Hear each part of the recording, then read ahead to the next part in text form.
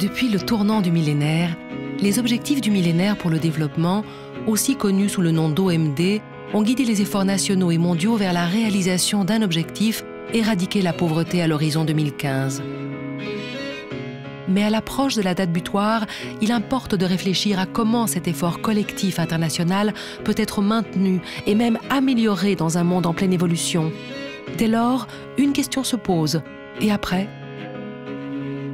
Depuis 2009, le rapport européen sur le développement, soutenu par la Commission européenne et 7 États membres, alimente le débat international en explorant des questions qui présentent un intérêt majeur pour la communauté du développement.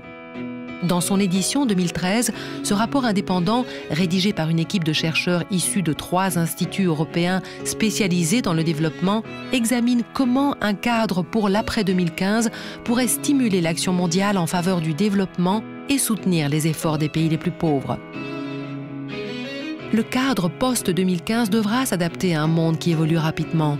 Les tendances économiques, démographiques et environnementales soulignent toute la nécessité urgente d'adopter des approches plus audacieuses et plus radicales en termes d'action collective mondiale. Le rapport souligne la nécessité d'agir sur 3 moteurs clés pour le développement.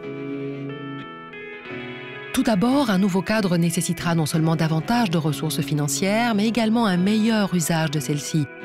Deuxièmement, le commerce et l'investissement sont essentiels au soutien des efforts de diversification des économies et à la création d'emplois dans les secteurs productifs, et donc à la réduction de la pauvreté et des inégalités. Enfin, la question de la migration des travailleurs doit être traitée sérieusement au niveau mondial.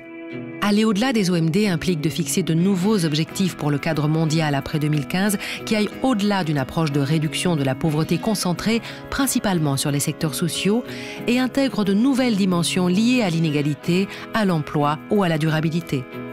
Cela implique également d'aller au-delà des instruments existants pour explorer le potentiel souvent inexploité des flux internationaux tels que le commerce, la migration et l'investissement et aider les pays à mobiliser davantage de ressources intérieures.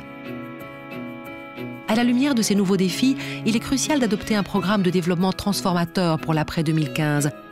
Pour éradiquer la pauvreté, il faut s'attaquer à ses racines.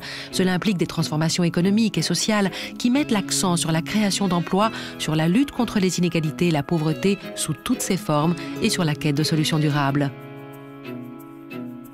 Pour ce faire, il sera essentiel de s'assurer que les objectifs globaux s'accordent avec les besoins et objectifs nationaux, en liant les efforts nationaux et internationaux de manière mutuellement profitable. L'action mondiale devra également être renforcée, par exemple dans des domaines tels que la finance internationale, le commerce, les migrations ou le changement climatique, l'amélioration de la cohérence des politiques pour le développement et l'augmentation tant du niveau que de l'efficacité de l'aide. Dans le cadre de cet effort mondial, l'Union européenne a un rôle important à jouer. Le programme de développement pour l'après-2015 devra mettre à profit l'expérience des OMD et tenir la promesse de la déclaration du millénaire. Ensemble, nous pouvons travailler à la réalisation d'un avenir inclusif et durable pour tous.